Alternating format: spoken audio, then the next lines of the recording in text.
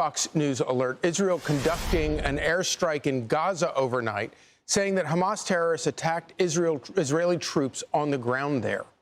Israel is calling it a bold violation of the new ceasefire, putting the whole region on edge. Trey Yingst is live in Tel Aviv with the very latest. Good morning, Trey. This is not good news.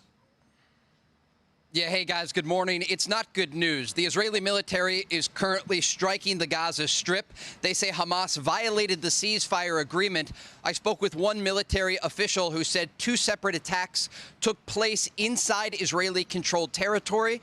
One of them an RPG attack and the other a sniper attack conducted by Hamas. Most of the strikes this morning have taken place in the southern Gazan city of Rafah, but there is at least one report of a strike in the northern part of the enclave.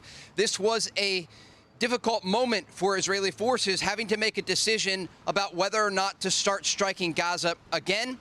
We also understand at this moment that there are warnings from the U.S. State Department against Hamas. Overnight, a statement was released by the U.S. State Department saying, quote, "The United States has informed the guarantor nations of the Gaza peace agreement of credible reports indicating an imminent ceasefire violation by Hamas against the people of Gaza." And so we're looking at 2 separate things here. One, an attack by Hamas overnight on Israeli forces within the Gaza Strip. And 2, a warning from the U.S. State Department that Hamas is planning to target Palestinian civilians or the forces that are currently opposing their rule inside Gaza. All of this comes as Hamas released the bodies of 2 additional hostages overnight. We do know the name of one of those hostages from a kibbutz in the southern part of Israel. His name is Ronen Engel, and Israeli authorities released his name overnight after informing his family. This means that there are still 16 bodies belonging to hostages inside Gaza. Those bodies are supposed to be released by Hamas as part of this agreement, and they've been trickling out so far since the agreement went into place. But again, the latest information that we have right now, Israeli forces are indeed striking the Gaza Strip. The military confirms to Fox News after they say Hamas violated the ceasefire agreement. Guys? Trey, really quick. So when Hamas violated that agreement and those rockets were shot over to Israel, were there civilians there? And then on the Israeli side, in their retaliation, are there civilians involved in that as well? So we understand that Hamas violated the agreement by firing across the yellow line. This is the line that divides the Gaza Strip, where Israeli forces are currently in control and where Hamas is still in control. And according to this military official that I talked to, there were 2 separate attacks. One was an RPG attack, and the other was a sniper attack targeting Israeli forces within Gaza. The Israelis still control about 53% of the Gaza Strip as part of phase 1 of this agreement.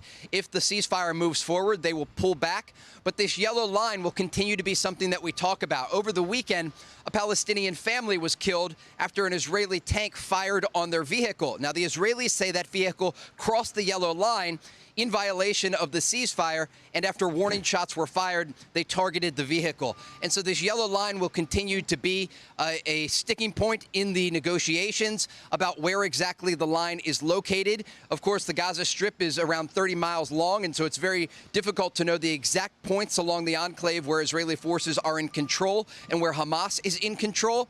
But the fact that Hamas has launched this blatant attack against Israeli forces is an indication that they are not adhering to the ceasefire agreement. To fire a rocket-propelled grenade and to conduct a sniper attack is a clear indication that Hamas still wants to fight inside Gaza. And Israeli forces have been very clear they will strike the Gaza Strip if Hamas violates the agreement. And already today, we understand, according to sources in Jerusalem, that Israel's Prime Minister Benjamin Netanyahu is set to hold security consultations as a result of this Hamas ceasefire violation. And there could be further actions by the Israelis. And of course, we do expect more communication to the intermediaries to try and get this back on track from a diplomatic angle. We know that Vice President J.D. Vance and also U.S. Special Envoy Steve Witkoff are scheduled to visit Israel this week, and they're going to be discussing how to keep this ceasefire in place and ensure that it doesn't collapse. So, Trey, let's step back for a second. Do we have any indication that something led up to this? Did we see this coming? And also, has Hamas officially said anything about why they're doing this? They have not. They have talked on propaganda channels on Telegram and other messaging sites that they use to release propaganda, confirming that they are launching attacks against forces inside Gaza that oppose their rule. And we saw last week those horrific execution videos of Hamas killing civilians they claimed that stole aid or were working with the Israelis. As for the attacks on Israeli forces, this isn't surprising. In the past, when there have been ceasefire in place and agreements that were reached, not only during this war, but previous wars that we have covered, Hamas has violated the agreement because they want to continue the fight against Israel. And oftentimes they'll do it in these very small ways, single attacks here and there. But what the Israeli military wants to do is set a precedent, a red line. And so if any of these attacks happen, according to officials that we've spoken with, they will immediately respond because they want a level of deterrence. The issue here is if this spirals out of control and the ceasefire collapses, because Hamas understands they no longer have the leverage of living hostages, but they still do have the bodies of 16 others. Hamas has not ever acted in good faith when it comes to these negotiations, and they have often violated ceasefire agreements. And so this isn't a surprising moment. It's a moment that the Israeli military prepared for. There are contingency plans in place. There is still drone monitoring over the Gaza Strip and the ability for the Israeli Air Force to strike Gaza. But it is certainly concerning from a diplomatic level because the Trump administration wants this ceasefire to move forward. They want the war to be over.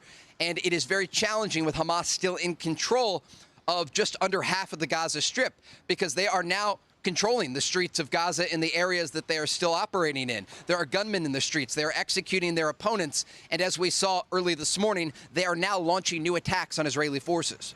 So, Trey, you've been covering this from the beginning and you've been covering these conflicts for many years now. What is your sort of gut feeling? Does this feel like something that is about to completely unravel, or is there still some hope that this might be a skirmish and that they might get back to the original ceasefire? So I can tell you what's happening behind the scenes right now. Not only Israeli officials, but likely American officials, Egyptian officials, and Qatari officials are speaking every hour to try to get this back on track. The challenging part here, having covered this region all the way back to the war in 2014, is that Hamas is an organization that's very challenging to control. They don't operate in the way that a normal state would operate, or even a paramilitary group. This is a terrorist organization. And so even if their officials in Qatar or in Turkey or even inside the Gaza Strip say they're willing to adhere to the ceasefire agreement, it's a splintered organization that is fighting with guerrilla tactics. And so they can easily launch attacks in different locations to try to pressure Israeli forces that are inside Gaza. And the fear here is that this unravels into a broader ceasefire violation by Hamas, and then the war resumes, and that there is pressure on the Israelis to basically continue the war. Remember, Hamas agreed to disarm. They agreed to lay down their weapons. And I asked President Trump about this in our interview last week, and he said he still expects Hamas to adhere to the agreement. The challenging part here is if they don't lay down their weapons and they continue to fire on Israeli forces inside Gaza, the war is going to resume. And so that's the negotiating part. That's what comes next. There will be consultations that take place not only today, but into next week with Egyptian and Qatari officials to try to send a message to Hamas that's very simple. The war will resume if you don't lay down your weapons and stop these attacks on Israeli forces. They still do have a small arsenal of weapons inside Gaza, and as they've shown today, they're willing to use them. Yeah, really a fragile situation with a lot of breaking news at this hour. Trey Yingst, thanks for getting up for us. Please keep us posted. We will bring you back as news warrants. Trey Yingst live in Tel Aviv. Thanks, Trey. Thanks, Trey.